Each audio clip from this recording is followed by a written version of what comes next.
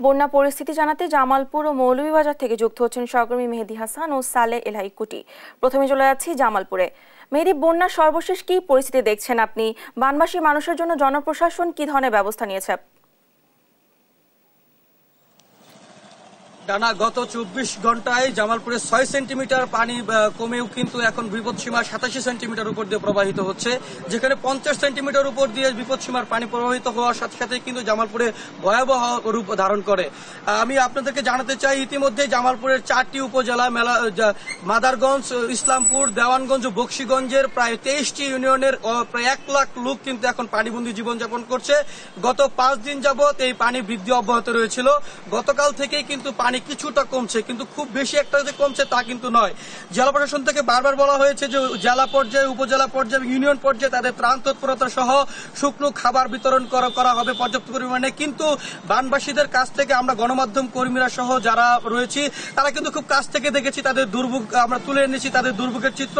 কোনো ধরনের ত্রাণ তৎপরতা কিন্তু দেখিনি। বানবাসীরা আমাদেরকে অভিযোগ করে বলেছেন যে জেলা প্রশাসন থেকে দু একটি জায়গায় ত্রাণ তৎপরতা থাকলেও কিন্তু যারা দুর্গম চরাঞ্চলে পানিবন্দী অবস্থায় জীবনযাপন করছেন তাদের এখানে কিন্তু কোনো ত্রাণ বা শুকনো খাবার যাচ্ছে না। এই মুহূর্তে সবচেয়ে বেশি প্রয়োজন হচ্ছে বিশুদ্ধ পানি, কারণ যারা এই ৪-৫ দিন যাবৎ পানিবন্দী অবস্থায় বা জীবনযাপন করছেন তাদের ঘর বাড়িতেও কিন্তু পানি প্রবেশ করেছে, যার কারণে অনেকের ঘরে চাল থাকলেও কিন্তু রান্নার কোনো ব্যবস্থা নেই। আর বিশুদ্ধ পানির খুবই সংকট। সবচেয়ে বেশি সংকটে আছে চরাঞ্চলে যারা গবাদি পশু লালন পালন করেন।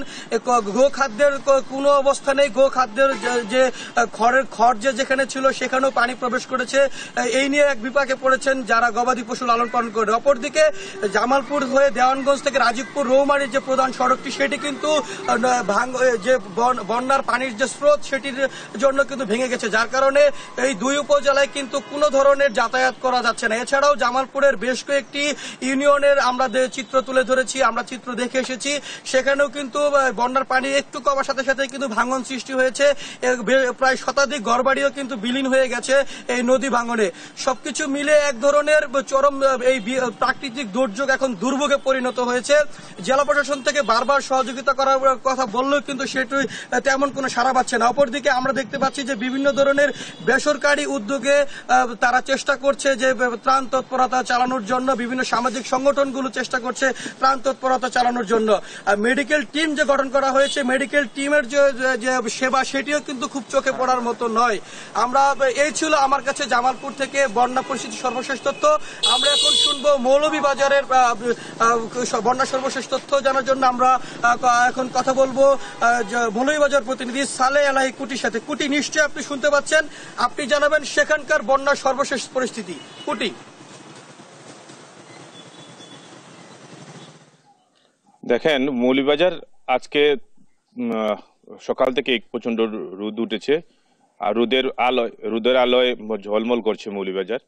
আজকে ৩ দিন, বলা যায় ৩ দিন যাবৎ মৌলভীবাজারে কোথাও বৃষ্টিপাত হয় নাই, এমনকি উজানেও বৃষ্টিপাত হয় নাই। বৃষ্টিপাত না হওয়ার কারণে মৌলভীবাজারের যে নদী পা আছে সেইগুলোর পানি অনেকটাই বিপদসীমার নিচে নেমে গেছে।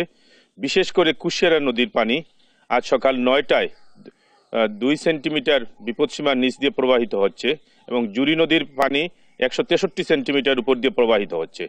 সার্বিক অর্থে মৌলভীবাজারের বন্যা পরিস্থিতি অনেকটাই উন্নতি হয়েছে, এবং হাওর অঞ্চলের যে জলাবদ্ধতা সেইটাও তো খুব ধীর গতিতে কমতে শুরু করেছে। ইতিমধ্যেই বিভিন্ন এলাকা থেকে পানি নেমে গেছে, কিন্তু নিম্নাঞ্চলে, হাওর অঞ্চলের যে নিম্নাঞ্চল আছে সেখানে এখনো পানিতে নিমজ্জিত রয়েছে। এখন পর্যন্ত মৌলভীবাজারের ২০৫টি আশ্রয় কেন্দ্রে প্রায় ৮,০০০ মানুষ আশ্রয় নিয়েছেন এবং তারা বসবাস করছেন। তাদের সাথে কথা বলেছি, তারা জানিয়েছেন যে তারা বাড়ি ফিরতে চায়।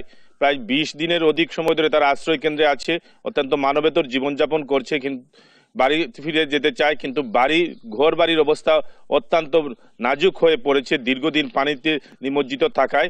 বিশেষ করে হাওর অঞ্চলে যেসব বাড়িগুলো আছে সেইগুলো হাওরের পানির ঢেউয়ের কারণে অনেকের বাড়ির বিঠে মাটি খসে গেছে, যার কারণে তারা বাড়িতে ফিরতে পারতেছেন না। সেই সাথে মৌলভীবাজারের যে মনু নদীর তীরের পারে যেসব বাড়ি ঘর প্লাবিত হয়েছিল সেই সব জায়গায় কাদা মাটি থাকায় তারা পরিষ্কার পরিচ্ছন্ন করে সেই জায়গায় বাড়িতে ফিরে যেতে চাচ্ছেন, কিন্তু ইতিমধ্যেই ফিরে যেতে পারতেছেন না, যেহেতু কাদামাটিতে একদম ভরপুর রয়েছে ঘর। এই অবস্থায় মৌলভীবাজারের সার্বিক বন্যা পরিস্থিতির অনেকটা উন্নতি হচ্ছে, কিন্তু উন্নতি হলেও মৌলভীবাজারের ত্রাণ সামগ্রী দেওয়ার প্রশাসনের পক্ষ থেকে কোনো ব্যবস্থা গ্রহণ করা হচ্ছে না দ্বিতীয় ধাপের বন্যার, যার কারণে মানুষ অনেকটা অর্ধাহারে অনাহারে দিন যাপন করছে। এই ছিল মৌলভীবাজারের বন্যা পরিস্থিতির সর্বশেষ খবর।